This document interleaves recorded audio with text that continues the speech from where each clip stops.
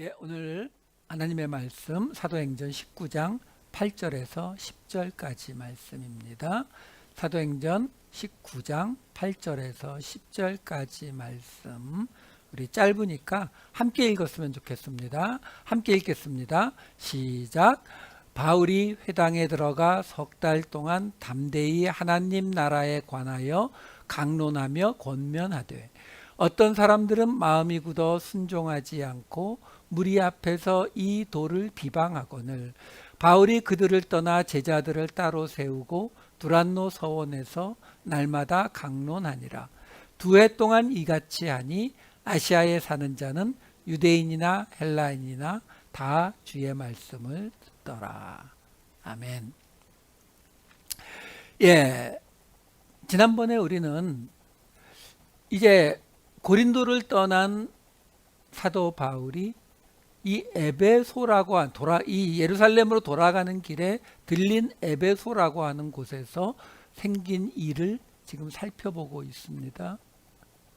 이 에베소에 아볼로라고 하는 사람의 이야기가 등장을 했었고, 그 아볼로가 성경에 능통했지만 알지 못했던 것, 그러니까 예수님이 구약에 나온 선지자라는 것은 알았지만 그 예수님의 죽음을 통해서 우리가 구원을 받게 되는 그리스도라는 것을 알지 못했다라는 이야기가 있었으면서, 거기에 무슨 이야기가 이어졌냐면, 그런데 그 아볼로가 고린도에 가 있는 동안에 사도 바울이 바로 이 에베소에 갔는데, 그곳에서 제자들을 만났는데, 그 제자들이 세례 요한의 세례만 알고 성령에 대해서도 몰랐다고 하니까 사도 바울이 성령에 대해서 설명해 주면서 예수 이름의 세례를 주었다라는 것이 바로 오늘 본문 앞에 있었던 이야기예요. 그 오늘 본문 바로 앞에 있었던 말씀 중에서 19장 5절에서 7절 말씀을 다시 한번 볼게요. 그들이 듣고, 그 에베소에 있었던 그 제자들이 듣고 주 예수의 이름으로 세례를 받으니, 바울이 그들에게 안수하며 성령이 그들에게 임하심으로 방언도 하고 예언도 하니 모두 12사람쯤 되니라. 지난번에 설명 안 한 부분이 있어서 마저 설명을 드리려는 거예요. 무슨 말이냐면, 여기에 지금 바울이 그 에베소에 있는 제자들이 예수의 이름으로 다시 세례를 받으니까 바울이 그들에게 안수했더니 성령이 임했다 라는 이야기가 나오거든요. 그런데 사실 이 사도행전의 두 주인공이 앞에는 베드로, 뒤에는 바울이잖아요. 그 사실 바울의 분량이 훨씬 더 많고, 그러니까 어떻게 보면 첫 번 이 사도행전의 주인공은 바울이라고 해도 과언이 아니죠. 그런데 바울이 안수했더니 성령이 임했다라는 말은 사도행전 전체에서 여기가 처음이자 마지막이에요. 그러면 세례를 받으니까 성령이 임했다라든가 성령이 임해서 세례를 받았다든가 이런 이야기는 여러 번 나오거든요. 근데 누군가 안수해서 성령이 임했다라고 하는 거는 사도행전 전체에 딱 2번 나와요. 한 번은 어디냐면은 사마리아에서 벌어진 일이거든요. 사마리아에서 베드로와 요한이 안수를 했을 때 성령이 임했다라는 말이 있고, 이게 2번째인 거예요. 바울에게는 유일한 거 하나, 베드로, 요한 역시 유일하게 한 번. 자, 무슨 얘기냐면, 여러분 제가 계속 말씀드리지만 이 누가복음도 그렇고 사도행전도 그렇고 누가에 의해서 쓰여졌는데 굉장히 치밀하게 준비되어서 쓰여진 책이에요. 물론 성령께서 그 감동을 주신 거니까 당연히 그럴 수밖에 없는데, 정말 지금 생각해도 이게 과연 누가 혼자서 썼을까 할 정도로 굉장히 치밀합니다. 무슨 말이냐면, 지금요 우리가 잘 알다시피 이 사도행전에는 그 시작할 때 무슨 이야기로 시작했냐면 예수님이 하늘로 올라가시면서 남기신 이야기로 이 사도행전이 시작됐거든요. 사도행전 1장 8절 볼까요? 이렇게 남기셨어요. 오직 성령이 너희에게 임하시면 너희가 권능을 받고 예루살렘과 온 유대와 사마리아와 땅끝까지 이르러 내 증인이 되리라 하시니라. 자, 여기서 예루살렘과 온 유대, 여기까지는 뭐예요? 유대인들이 볼 때에 쉽게 말하면 우리 동네예요. 우리 동네.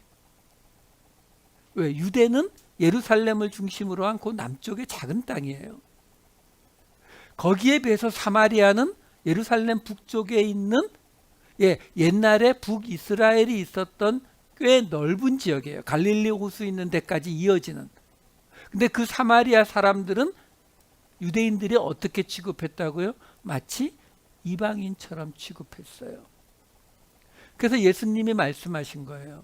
뭐라고요? 성령이 임하면 지금 예루살렘과 온 유대, 너희 동네와 그리고 사마리아와 그리고 땅끝까지 너희가 내 증인이 될 거다. 이게 사도행전 시작의 이야기라고요.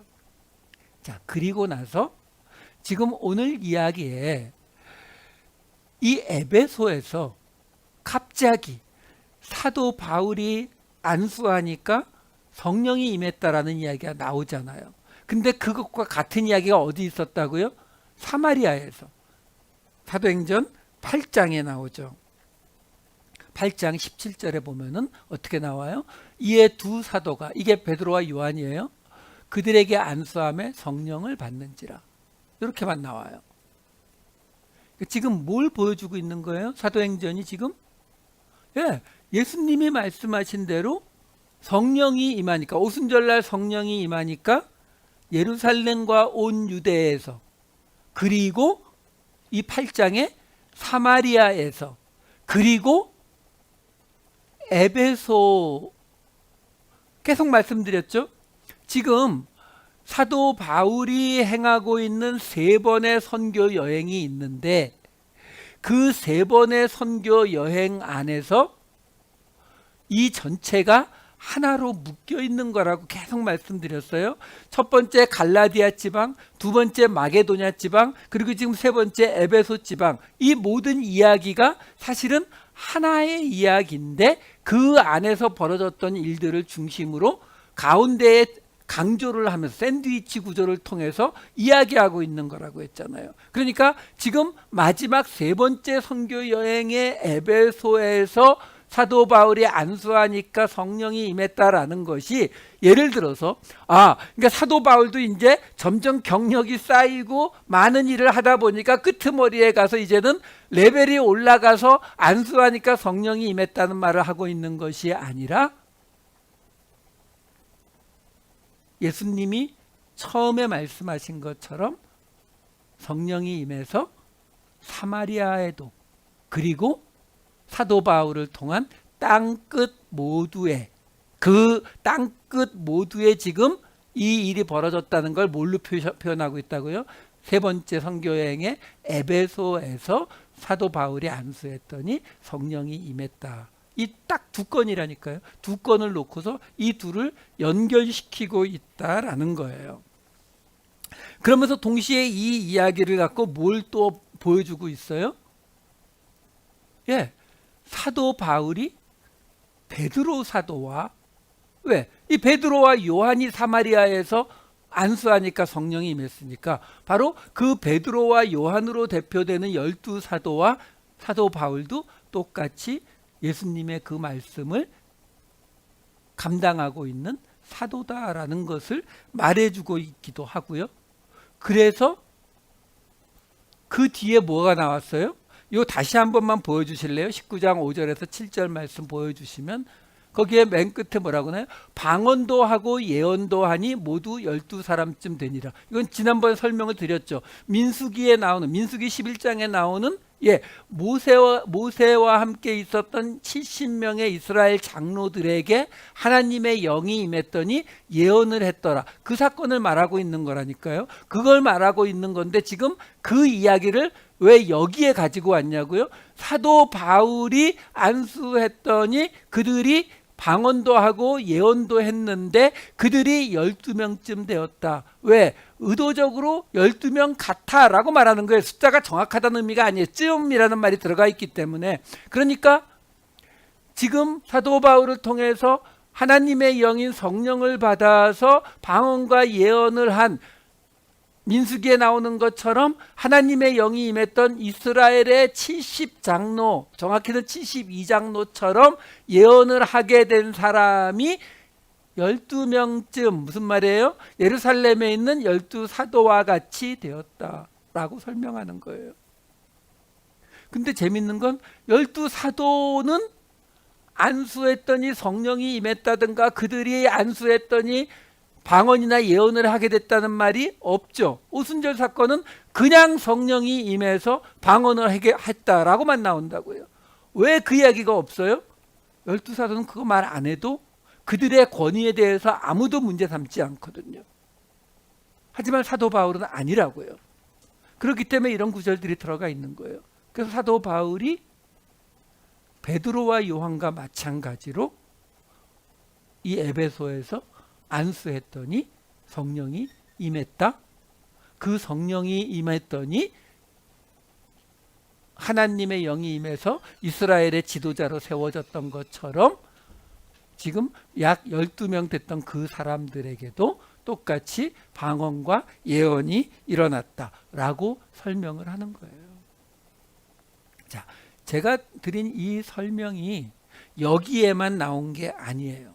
자, 오늘 본문으로 들어가 보자고요. 19장 8절을 보시면은 이렇게 나와요.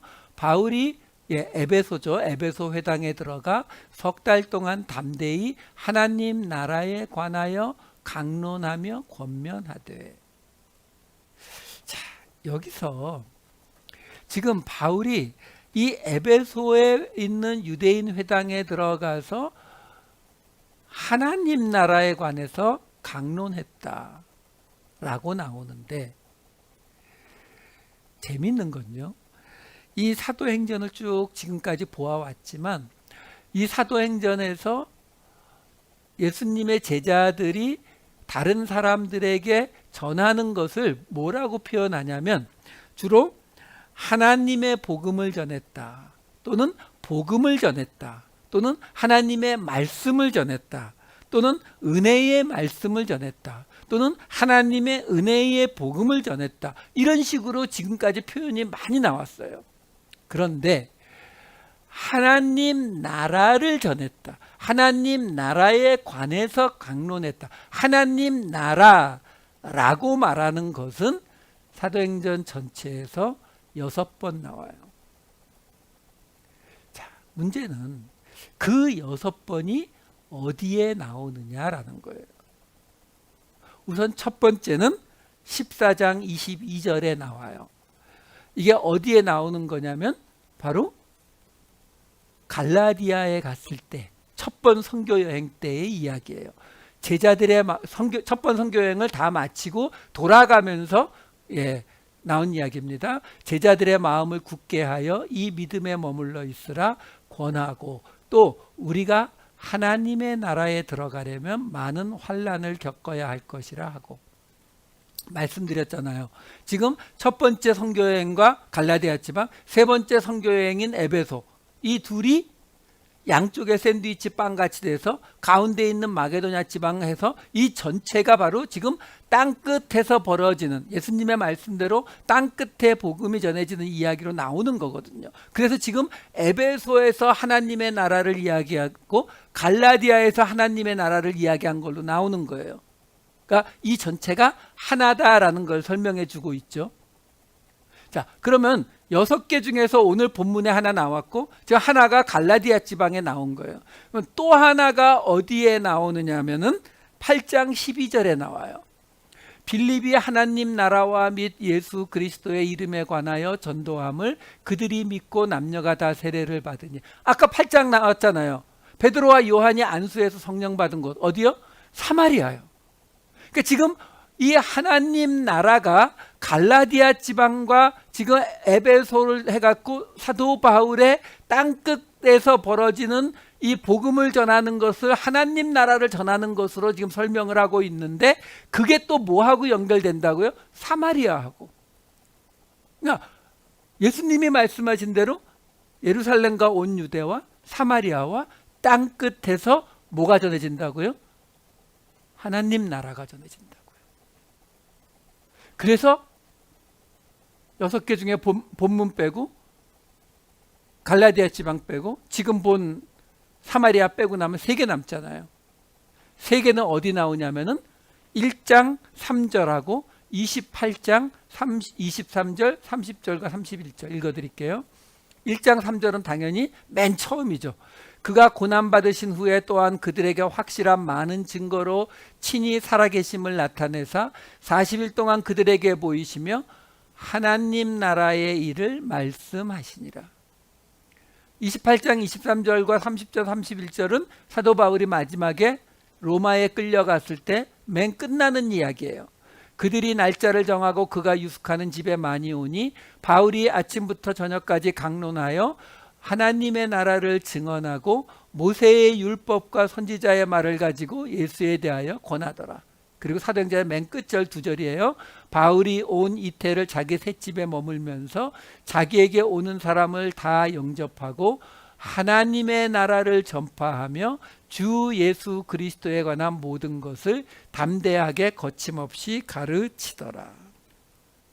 자, 무슨 얘기냐면 지금 누가는 이 사도행전 전체를 통해서 예수님이 40일 동안 부활하시고 40일 동안 이 땅에 계셨을 때에 제자들에게 말씀하신 것을 한마디로 뭐라고 말했다고요? 하나님 나라의 일을 설명했다라고 말하고 있다는 거죠. 그리고 사도 바울은 그의 선교 여행, 베드로와 요한은 사마리아에서, 그리고 사도 바울은 땅끝에서 하나님의 나라를 전했고, 그리고 이 사도행전의 끝인 28장에서도 사도 바울은 하나님의 나라를 설명하는 것으로 이 사도행전이 마무리된다라는 거예요. 결국 사도행전에서 이야기하는 것은 예수님이 명령하신 대로 사마리아와 땅끝까지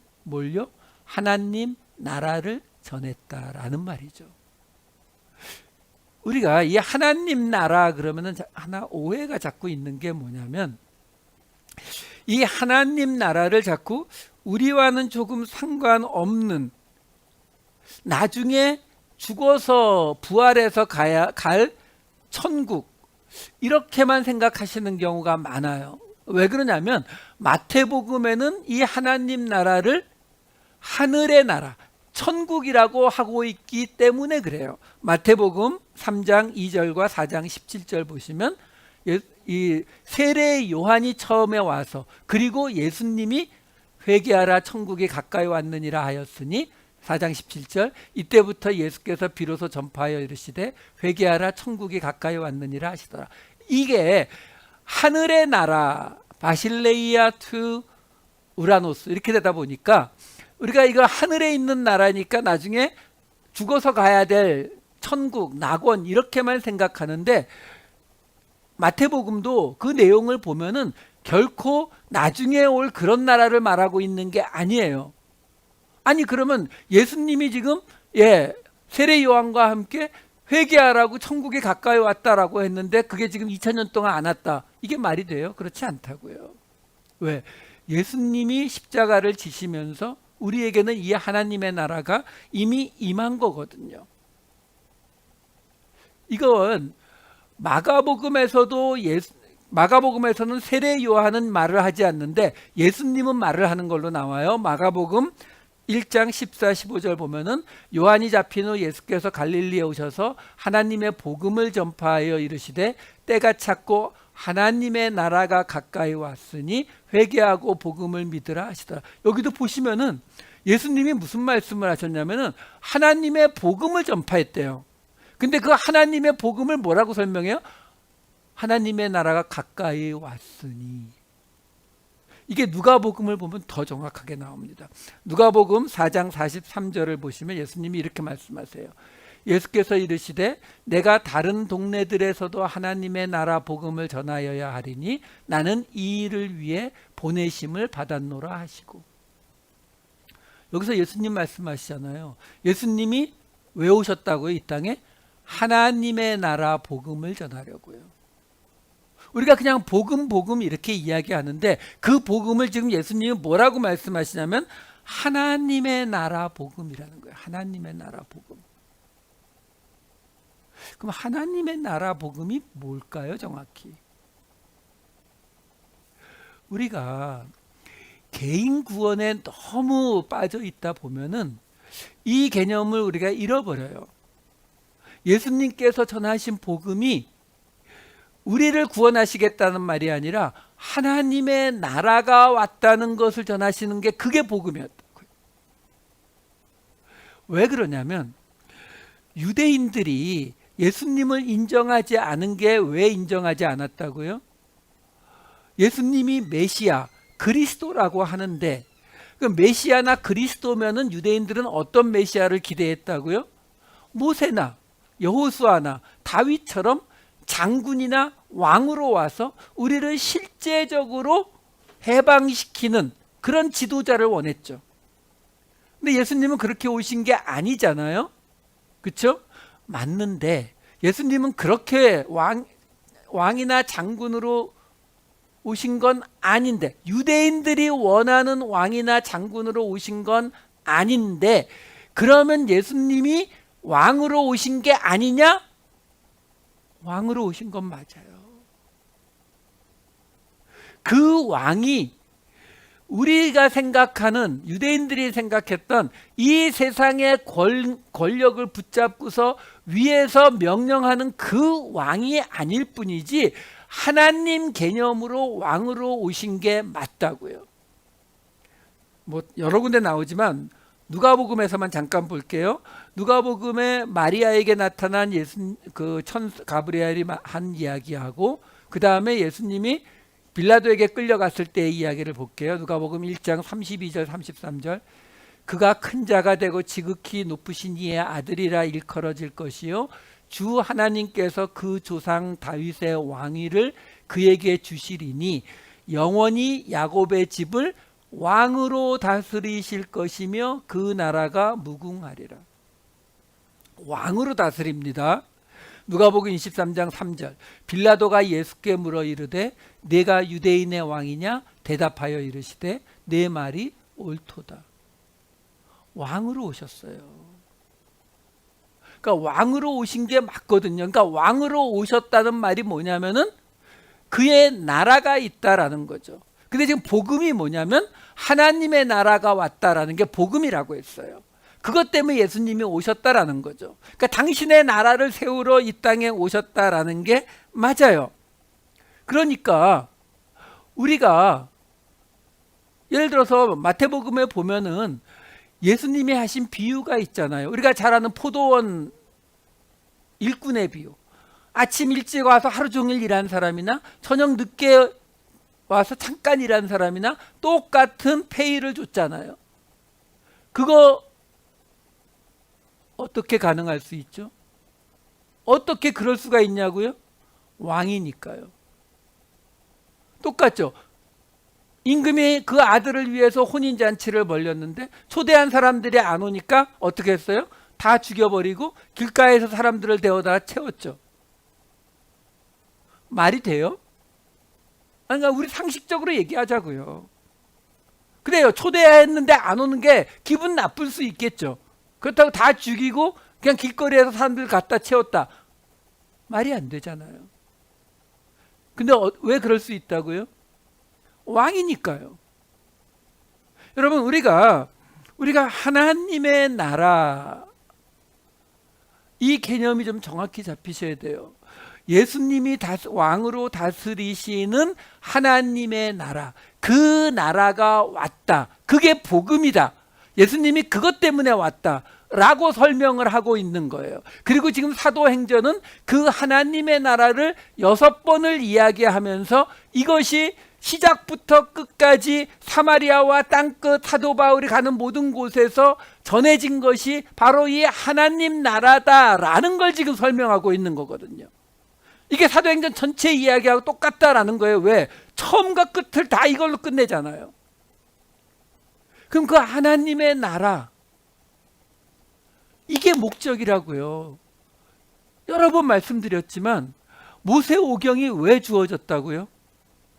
창세기, 출애굽기, 레위기, 민수기, 신명기가 왜 주어졌습니까? 바로 야곱의 후손 이스라엘이라고 하는 나라, 그 이스라엘 백성을 만들어내기 위해서 만들어진 거예요. 그러면 신약은요?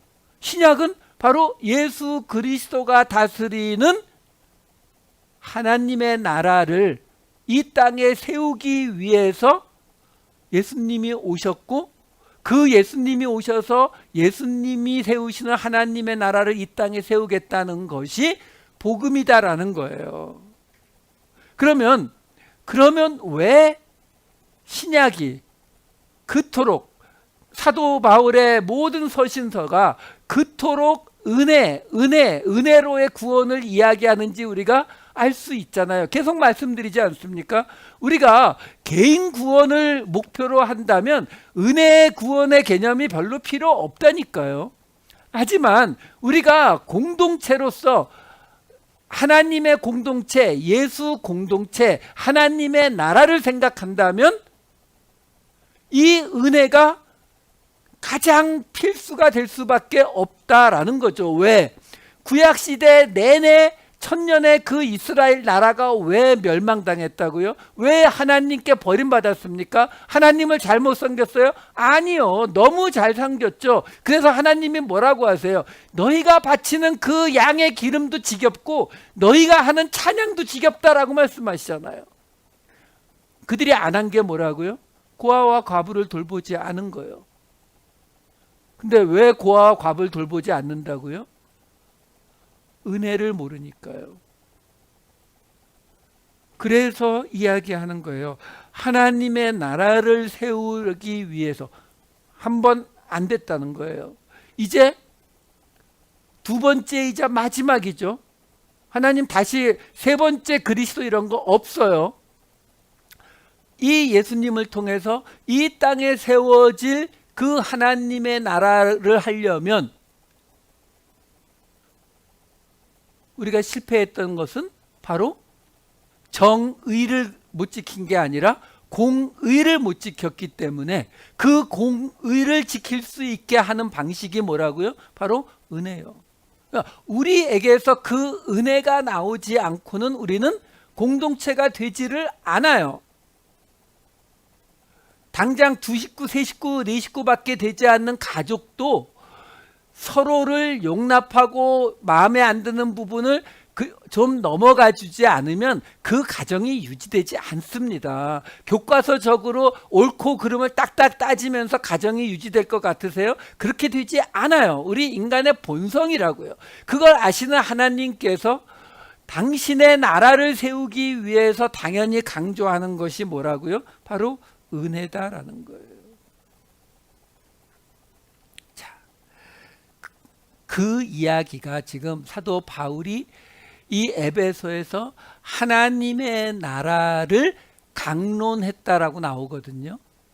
여기에 이 강론했다 전에 한번 나왔어요. 디알레고마이라고 하는 이 단어는 우리 말하는 설교하거나 이렇게 강의한 게 아니고 논쟁이에요. 토론이에요. 이 단어가 신약 성경에 13번 나오는데 그중에 10번이 사도행전에 나옵니다. 그리고 그 대부분이 어디에 나오냐면 유대인의 회당, 유대인들과 사이에서 나와요. 무슨 말이냐면 예를 들어서 마게도냐 지방 같은 데를 보면은 빌립보에서부터 빌립보를 거쳐서 데살로니가를 거쳐서 고린도, 에베소로 가잖아요. 빌립보에서는 이 단어가 나오질 않아요. 왜? 유대인의 회당에 갔단 말이 없거든요. 하지만 유대인의 회당을 갔던 데살로니가나 고린도나 에베소나 다 이 단어가 나온다고요. 그러니까 논쟁을 벌였다고요. 왜 논쟁을 벌였다고요? 유대인들과 지금 이 바울이 이 이야기를 하는데 그가 전하는 복음이 뭐라고요? 하나님 나라의 복음. 그러니까 유대인들과 뭐 갖고 싸웠겠어요? 성경이요. 당시 구약 성경. 그 구약 성경을 가지고 유대인들과 논쟁을 벌였다고요. 논쟁을 벌리는데 뭘로 부딪히는 거라고? 결국은 공동체를 살릴 수 있느냐 없느냐 이거 가지고 부딪히는 거거든요. 그거 가지고 논쟁을 벌였다. 자, 그래서 그 다음에 이어진 19장 9절이 어떻게 이어지냐면 어떤 사람들은 마음이 굳어 순종하지 않고 무리 앞에서 이 도를 비방하거늘 바울이 그들을 떠나 제자들을 따로 세우고 두란노 서원에서 날마다 강론하니라. 여기에 마음이 굳어 순종하지 않고 뭐 이렇게 나오다 보니까 우리는 이런 구절을 읽을 때 어떻게 생각하냐면 요즘식으로 말하면 저 꼰대들 도대체 옳은 소리를 해도 들어먹질 않네 뭐 이렇게 그냥 넘어가려고 하거든요. 아니요. 그래서 제가 말씀드린 거예요. 무슨 말이냐면 지금 유대인들과 바울이 무엇을 논쟁을 했겠어요? 우리가 잘 알잖아요. 이번 주일날 이 이야기 또 나옵니다. 갈라디아서기 때문에. 지금 유대인들이 원하는 것과 바울이 원하는 것에 뭐가 가장 차이가 나요? 이방인이죠. 이방인을 받아들일 것인가 말 것인가. 그렇죠? 근데 여러분 그 당시에도 우리가 이미 봤잖아요. 사도행전 그 7집사 중에도 유대교로 개종한 갑자기 이름이 생각이 안 나는 니게노른가 있었어요. 그러니까 이 당시에도요. 이방인이라 하더라도 할례를 받고 율법을 지키겠다고 하면은 유대인으로 받아줬어요. 유대교인이 될 수 있었다고요. 그러면 문제가 되는 건 뭐예요? 지금 갈라디아서를 보는 때 나오는 것처럼 이방인들에게도 그걸 요구해서 예수 믿는 걸로 해야 된다는 거잖아요. 근데 사도 바울이 갈라디아서에서 싸우는 게 뭐예요? 필요 없다는 거죠. 그렇죠? 결국 무슨 이야기예요? 여러분 우리가 어떻게 보면 우리가 신약에 나오는 이야기 중에 가장 좋아하는 이야기 중에 하나가 바로 믿음으로 구원받는다라는 말인 것 같아요. 왜 그러냐면 믿음으로 구원받는다라고 하면은요 부담이 없어요. 믿음으로 구원받는다. 뭐 예수를 믿음으로 구원받는다. 복음을 믿음으로 구원받는다. 그래도 부담이 없어요. 왜 그런지 아세요? 믿음은 내 안의 문제예요. 내 마음의 문제고, 그렇죠? 내 정신의 문제고, 내가 어느 만큼 커피 끊어야 되는데, 담배 끊어야 되는데, 그거 다 뭐의 문제라고요? 내 마음의 문제잖아요. 그렇죠? 마찬가지예요. 믿음으로 구원받는다? 내 마음의 문제예요. 그러니까 부담이 없어요. 부담이 없으니까 바깥에서는 내가 원하는 대로 마음대로 살 수 있어요. 아무 부담 없이. 설사 성경에 나와 있는 온갖 죄를 저질러도 부담이 없어요. 왜? 다시 주일날 교회 와서 믿으면 되는 거예요. 내 마음을 딱 집중하고 오직 하나님께로 집중하고 내가 믿으면 끝. 아닌가요? 그런데 지금 사도 바울이 전하고 있는 건 하나님의 나라라는 거죠. 하나님의 나라를 복음으로 이야기하게 되면 공동체를 이야기하게 되면 어떻게 해야 된다고요? 한마디로 고아와 과부를 돌봐야 되는 거고요. 저 이방인들을 받아들여야 되고요. 창녀와 세리를 받아들여야 되는 거예요. 뭐 그 정도 뭐 해줄 수 있지 않나? 안 돼요. 왜 안 되느냐? 거기에는 내가 손해보는 부분이 들어가거든요. 쉽게요. 우리 교회도 홈레스를 돕지만 우리 예배 드릴 때 홈레스 사람들이 함께 와서 앉아있게 된다라는 거는 좀 다른 문제가 되잖아요. 그렇죠? 지금 우리가 믿어서 구원받는 건 맞습니다. 하지만 사도 바울이 믿음으로 구원받는다는 말을 할 때에는 그 믿음은 뭘 말한다고요? 예수 그리스도의 믿음을 믿는 거예요. 근데 예수 그리스도의 믿음이 뭐예요? 당신이 십자가를 짐으로 우리가 구원받는다는 거예요? 아니요. 당신이 십자가를 짐으로 이 땅에 하나님의 나라가 세워질 것을 믿고 십자가에 달리신 그 믿음을 믿는 거예요. 무슨 말이냐면 우리가 믿음으로 구원받는다를 앞에 하나만 더 붙여야 된다고요. 예수 그리스도의 은혜로 구원받아서 이 땅에 하나님의 나라가 세워질 것을 믿는 믿음으로 구원받는다. 그러려면 뭐가 따라온다고요? 우리가 해야 되는 게 따라와요. 뭐요?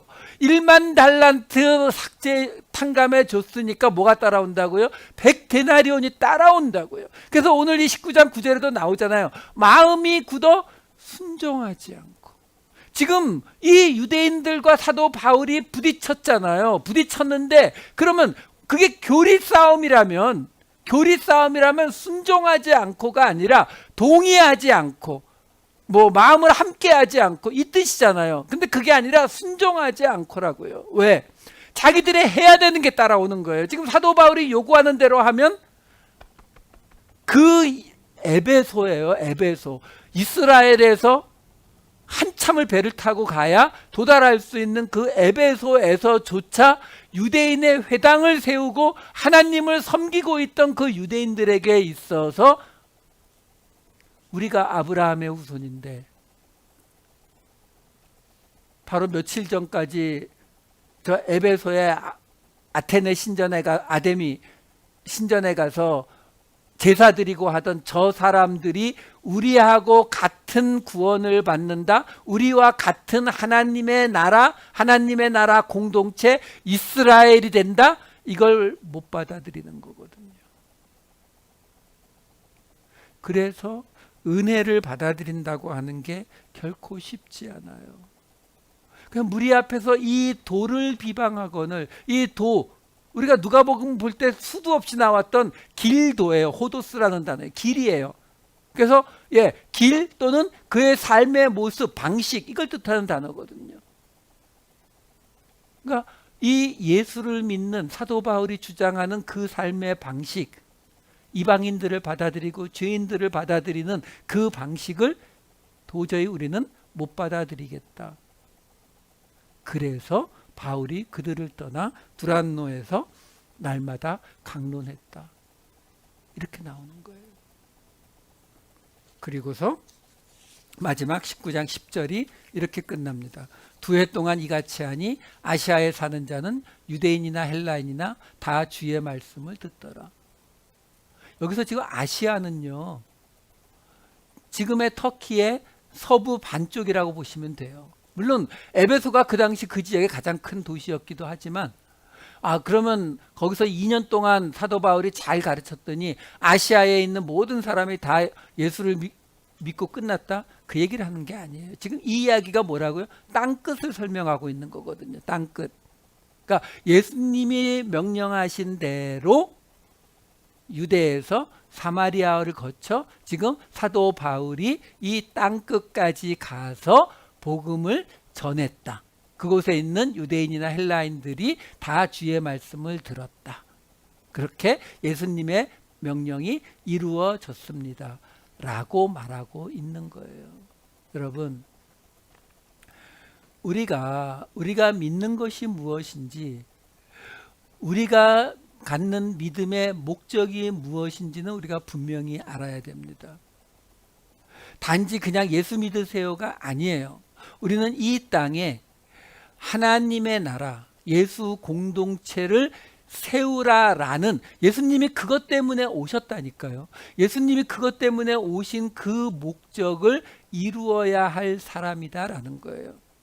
그 목적을 이루기 위해서는 우리가 은혜로 구원받았으므로 우리도 우리 마음에 들지 않고 우리와 함께 있기 싫은 이방인들을, 세리와 창녀들을 받아들일 수 있어야만 그것이 이스라엘이 실패했던 공의를 지키는 것을 이루어내는 것이고, 그럴 때에야 우리를 통해서 이 땅에 예수 공동체가 세워질 것이다 라는 것입니다.